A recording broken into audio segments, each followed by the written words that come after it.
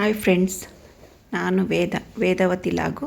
ನಾನು ಈ ದಿನ ಬೆಣ್ಣೆ ಯಾವ ಥರ ಮನೆಯಲ್ಲೇ ಮಾಡಬೇಕು ಅಂತ ತೋರಿಸ್ತಾ ಇದ್ದೀನಿ. ಆರೋಗ್ಯಕರವಾಗಿರುತ್ತೆ, ರುಚಿಕರನೂ ಆಗಿರುತ್ತೆ. ಮನೆಯಲ್ಲೇ ಮಾಡಿರೋದ್ರಿಂದ ನಮಗೂ ಒಂಥರ ಖುಷಿನೂ ಸಿಗುತ್ತೆ. ಇದು ನಾನು 10 ದಿನದ ಕೆನೆಯನ್ನು ತೆಗೆದಿಟ್ಟಿದ್ದೆ. ಕೆನೆ ಹಳ್ಳಿ ಹಾಲು ತಗೋತೀನಿ, ಹಳ್ಳಿ ಹಾಲು ಆಕಳ ಹಾಲು ತಗೊತೀನಿ. ಅದರಲ್ಲಿ ಕೆನೆ ತೆಗೆದು ಚೆನ್ನಾಗಿ ಕಾಸಿ ಕೆನೆ ತೆಗೆದು ಒಂದು ಬಾಕ್ಸಲ್ಲಿ ಹಾಕಿಟ್ಕೊಂಡಿರ್ತೀನಿ. ಕೆನೆ ತೆಗೆಯುವಾಗ ಸ್ವಲ್ಪ 1 ಸ್ಪೂನಷ್ಟು ಮೊಸರು ಹಾಕಿಟ್ಟಿರ್ತೀನಿ. ಅದು 10 ದಿನ ಆದಮೇಲೆ ತೆಗೆದು ಮಿಕ್ಸಿಯಲ್ಲೇ ತೆಗಿತೀನಿ. ನಾನು ನಮ್ಮ ಮನೇಲಿ ಬೆಣ್ಣೆ ತೆಗಿಯೋ ಮಿಷನ್ ಇಲ್ಲ ಅಲ್ಲ, ಹಂಗಾಗಿ ನಾನು ಮಿಕ್ಸಿಯಲ್ಲೇ ತೆಗಿತಿದ್ದೀನಿ. ಮಿಕ್ಸಿಯಲ್ಲಿ ತೆಗೆದ್ರೂ ತುಂಬ ಚೆನ್ನಾಗಿ ಬರುತ್ತೆ. ಒಂದು 10 ದಿನದ ಕೆನೆ ಒಂದು ಸೇರಿಗಿಂತ ಜಾಸ್ತಿನೇ ಬರುತ್ತೆ. ನೋಡಿರಿ, ಈ ಥರ ಇರುತ್ತೆ. ಇದು ಒಂದು ಪಾತ್ರೆಗೆ ಹಾಕ್ಕೊಂತೀನಿ ನಾನು. ಪ್ಲೇಟಿಗೂ ಹತ್ತಿರಲ್ಲ, ಮಿಕ್ಸಿ ಪ್ಲೇಟಿಗೂ ಕೂಡ ಹತ್ತಿರಲ್ಲ. 2 ಸಲ ಮಿಕ್ಸಿ ಮಾಡ್ಕೊಳ್ತಾ ಇದ್ದೀನಿ ನಾನು.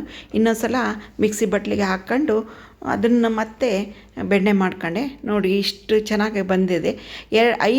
3 ಇಂದ 4 ನಿಮಿಷ ಮಿಕ್ಸಿ ಮಾಡಿದರೆ ಸಾಕು, ಬೆಣ್ಣೆ ಬರುತ್ತೆ. ತುಂಬ ಚೆನ್ನಾಗಿರುತ್ತೆ. ಈ ವಿಡಿಯೋ ನೋಡಿದ್ದಕ್ಕೆ ನಿಮಗೇನು ಅನ್ನಿಸ್ತು ನನಗೆ ಅನಿಸಿಕೆ ತಿಳಿಸಿ. ಲೈಕ್ ಮಾಡಿ, ಶೇರ್ ಮಾಡಿ, ಸಬ್ಸ್ಕ್ರೈಬರ್ ಆಗಿ. ಇಷ್ಟ ಆದರೆ ಲೈಕ್ ಮಾಡಿ, ಕಾಮೆಂಟ್ ಮಾಡಿ. ನೋಡಿರಿ, ನಾನು ಎಲ್ಲ ಬೆಣ್ಣೆನೂ ಪಾತ್ರೆಗೆ ಹಾಕ್ಕೊಂಡಿದ್ದೆ. ಮಿಕ್ಸಿಗೆ ಒಂಚೂರು ಅಂಟಿಲ್ಲ. ಇದು ಹಳದಿ ಆಗಿದೆ, ತುಂಬ ಚೆನ್ನಾಗೂ ಕಾಣುತ್ತೆ. ಈಗ ನಾನು ಮಜ್ಜಿಗೆ ಬೇರೆ ಬೆಣ್ಣೆ ಬೇರೆ ಮಾಡ್ತಾಯಿದ್ದೀನಿ. ಇದು ಉಂಡೆ ಮಾಡ್ಕೊತೀನಿ.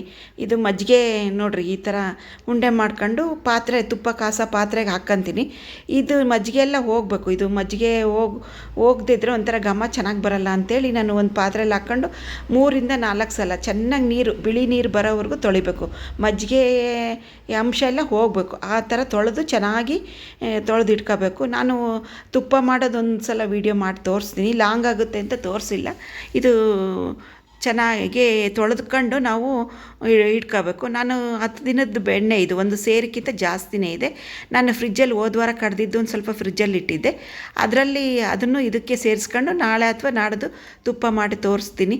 ಈ ವಿಡಿಯೋ ನೋಡಿದ್ದಕ್ಕೆ thank you so much. Like ಮಾಡಿ, ಶೇರ್ ಮಾಡಿ, ಸಬ್ಸ್ಕ್ರೈಬರ್ ಆಗಿ.